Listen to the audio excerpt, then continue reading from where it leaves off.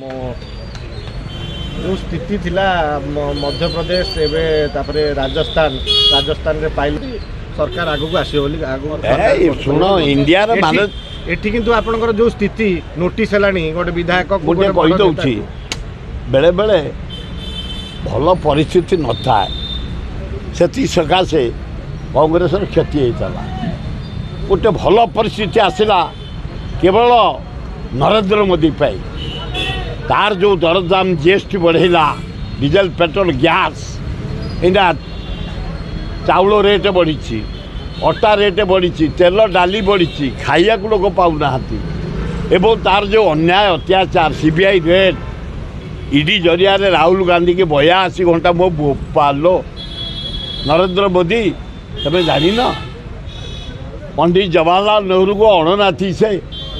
तुम बापा चा बिक्री करते तेरे कहीं भावुच चा बिकाली बोली से मुझे शुण मध्य प्रदेश बढ़िया ओडिशा पाखु जाऊँगी राजस्थान खाली सरीगला ओडिशा से हम मुझे काली स्टेटमेंट आज आप जरिया हे राहुल गांधी सोनिया गांधी खगड़े चेला कुमार शरत पट्टनायक एमाने भूल करते गोटे सस्ता स्टेटमेंट देदेले इलेक्शन सचाटा एमएलए लोक मिलबे नॉमिनेशन करिया को चिरंजीव भाया लोक कहटा उचित नथिला भूल हो जाइछि किंतु अल्टरनेट देखले से गोटे आगधाड़ी नेता कांग्रेसर पैसा अच्छी भल लोक रहा दरकार एवं मुख्य एड़े एड़े कथा तुम कही एत स्वप्न देखा उचित नुहे एत जल्दी तुम पैसा अच्छी तुम भी रहा दरकार कांग्रेस 2024 की चारिआडे बागेलानी राजस्थान रे जेमती गेहलोट और पायलट भीतर फाटक राहुल गांधी निजे मैनेज कले एठी से बेला सीनियर लीडर दिल्ली रो आसी की मैनेज करिया हां करबा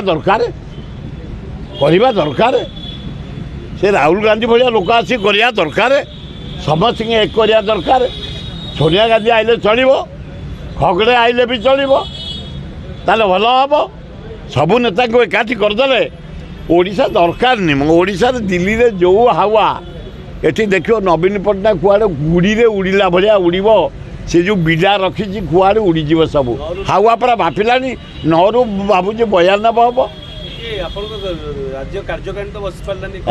आमर डेट हो गलानी केते आर मास 11 ना 12 हो भुवनेश्वर बसब तापर 33टा जिला आम पदयात्रा करूँ शरत पट्टनायक नेतृत्व।